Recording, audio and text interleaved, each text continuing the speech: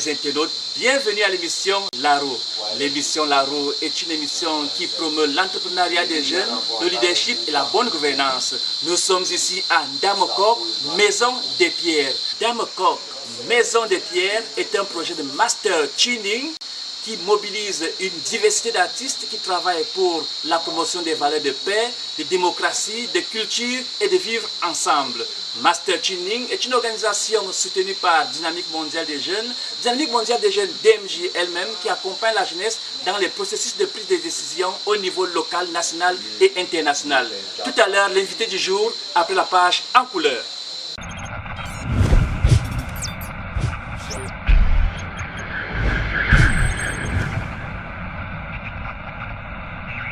Notre invité du jour, c'est Kemajou Njenkwe Lores Frank.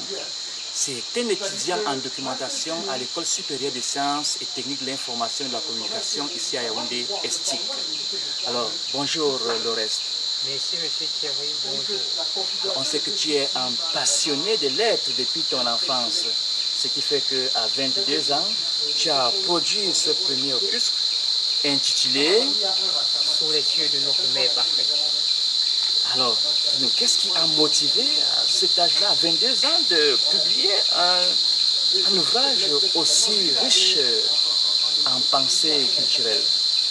Merci bien monsieur Thierry déjà pour cette opportunité que vous me donnez. Je voudrais rappeler que Sous les cieux de notre mère parfaite est un reflet de la société camerounaise, notamment entre 2016 et 2020, parce que c'est une période dans laquelle notre pays a été agité par un mauvais vent, à l'instar de celui de la crise anglophone, la catastrophe ferroviaire du Zika, le drame de Ngouache, l'assassinat des enseignants par les élèves, l'assassinat des élèves par leurs camarades.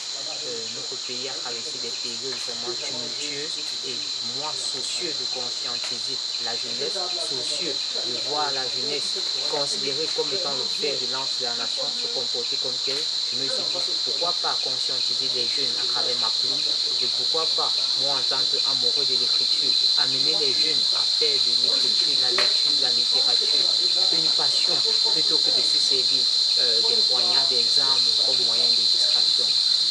Comme ça a été un constat fait, les poignards ont remplacé les fournitures scolaires dans les sacs de certains élèves et je me suis dit, il faudrait que les choses changent, il faudrait que je sois de ces jeunes-là qui se démarquent positivement, non pas pour être vus différemment, mais pour être un modèle pour les autres, pour prêcher à travers l'exemple. Ça a été ça ma réelle source de motivation. Ça veut dire que les jeunes sont invités à parcourir cette suite de lettres bien construites et méthodiques pour comprendre quelle est la solution qui a été proposée dans cet ouvrage. Alors on recommande ce livre « Sous les cieux de notre mère patrie ». Très intéressant. Alors dis-nous, est-ce que tu vis de ton art? Est-ce que ce livre te permet de te nourrir, de t'occuper de ta famille? Parce qu'on sait qu'un écrivain, c'est quand même un écrivain, je suppose. C'est une question qui me fait un peu marrer à chaque fois qu'on me la pose. J'ai envie de dire, je vis de mon art dans la mesure où la littérature déjà pour moi est une passion, l'écriture, la poésie est une passion. Dans ce cas, je peux me réjouir de vivre de mon art parce qu'à chaque fois que j'écris, je me sens heureux, je me sens dans mon élément. Mais sur le plan financier, c'est pas aisé de le dire parce que jusqu'à présent, j'ai pas toujours eu les gains de mon investissement pour la production de cet ouvrage. Donc jusqu'à présent, je suis dans une optique de rentabilité, mais cela n'y est pas vraiment. Alors, tu as pris part à des formations avec DMJ sur l'entrepreneuriat, montage de business plan, modèle de business model. Est-ce que ces formations t'ont été utiles dans la rédaction de cet ouvrage, dans son modèle économique? J'aimerais dire que la DMJ a été d'un très grand appui pour moi. La DMJ a été en quelque sorte le bout du tunnel pour cette réalisation parce que c'est un projet qui était déjà en idée, en cours de réalisation, mais qui connaissait un blocus sur le plan financier. Alors après ma première formation à la Dynamique Mondiale des Jeunes qui a porté sur l'entrepreneuriat et le montage d'un business plan, j'ai pu mettre sur pied un business plan qui m'a permis d'avoir le financement nécessaire. Ok. Peut-être pas des bailleurs de fonds, mais dans le cadre familial, il m'a permis d'avoir... Ils ont été convaincus quand ils ont vu le document, ils ont compris que le projet était vraiment réel, qu'il pouvait être porteur. Oui, tout à fait.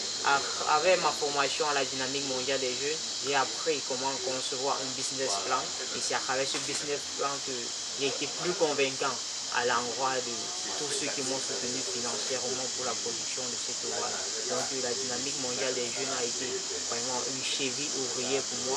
Et comme je l'avais mentionné, juste après la production du livre, j'ai pas manqué de remercier la dynamique mondiale des jeunes parce qu'à un moment donné, j'ai été tenté d'abandonner.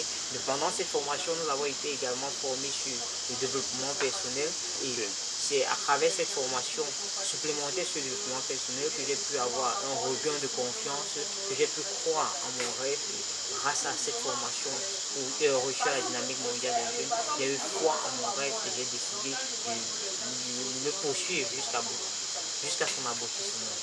S'agissant justement des rêves, est-ce qu'il y a d'autres idées de projet en dehors de ce opus? Est-ce qu'il y a... Oui, bien évidemment, il y a un pléthore d'idées de projet. L'une des idées de projet actuelles porte dans le domaine culturel, c'est de créer un mouvement qui sera à la fois une marque qui va s'intituler African Stand-Up. Parce qu'on se rend compte que de plus en plus les Africains sont acculturés. Parce que une fois que certains captent ou du moins s'imprègnent de la culture occidentale, ils ont en quelque sorte une perte de leurs origines. Donc ce mouvement va viser à promouvoir un retour aux sources, un enracinement culturel. Alors, lorsque j'ai parcouru ce recueil de poèmes, la première des choses qui m'a frappé, c'est la première de couverture, ce dessin. Quelle signification? Est-ce que nous sommes en train d'appeler les dieux? Est-ce que les femmes qui lèvent les bras vers le soleil? Est-ce des incantations? Est-ce qu'on va apporter des solutions à nos crises par des incantations? Je n'ai pas compris là.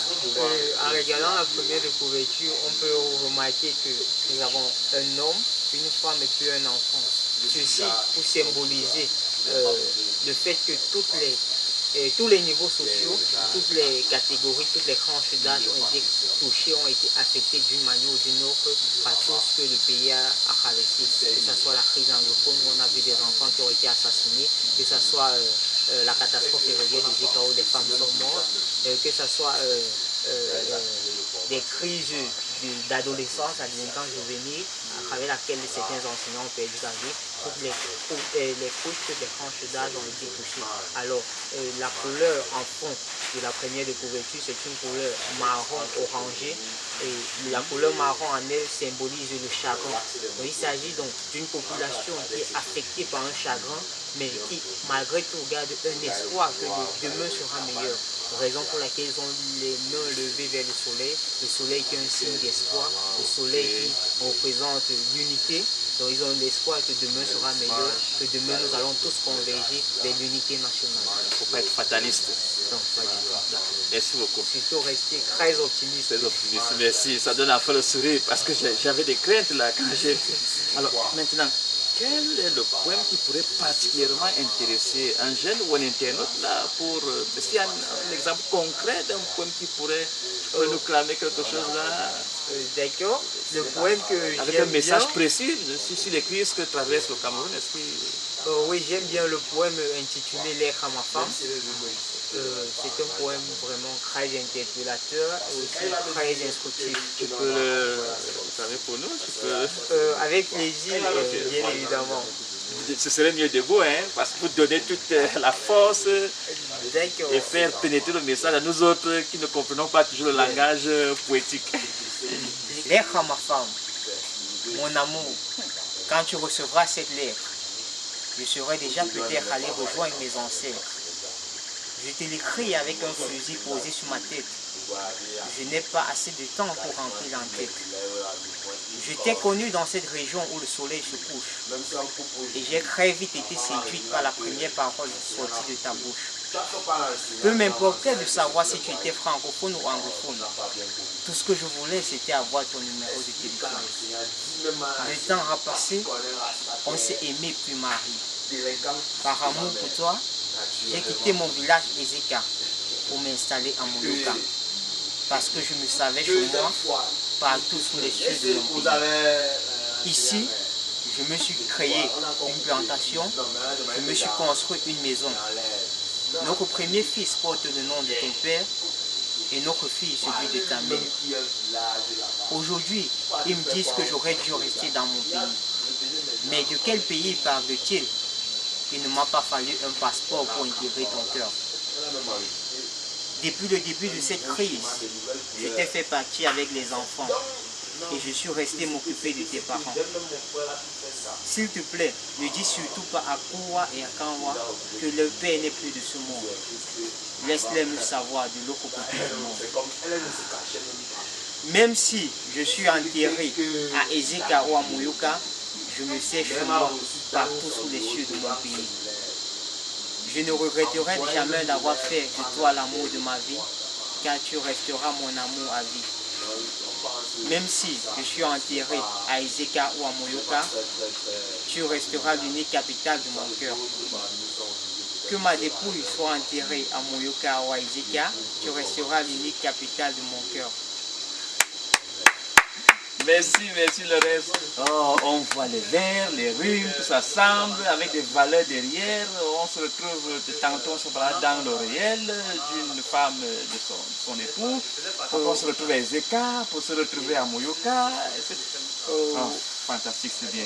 Quand le message passe. Oh oui, merci. On est intérêt, moi-même j'ai intérêt à finaliser la lecture de ce recueil. Surtout dans ce poème, je rappelle quelque part que nous ne sommes pas francophones, nous ne sommes pas anglophones, mais j'ai mis sur pied une expression qui m'est propre, je dis nous sommes camérophones, parce que je pense que si notre problème, si notre souci est un souci de langue, nous ne devrons pas nous diriger, nous entretuer à cause d'une langue qui nous est étrangère après tout, donc nous devons conserver nos langues nationales, nos langues culturelles et garder en tête que nous ne sommes pas anglophones ou francophones, mais plutôt camérophones. Vous étiez à l'émission La Roue. Suite dans nos prochaines éditions. Merci pour votre fidélité.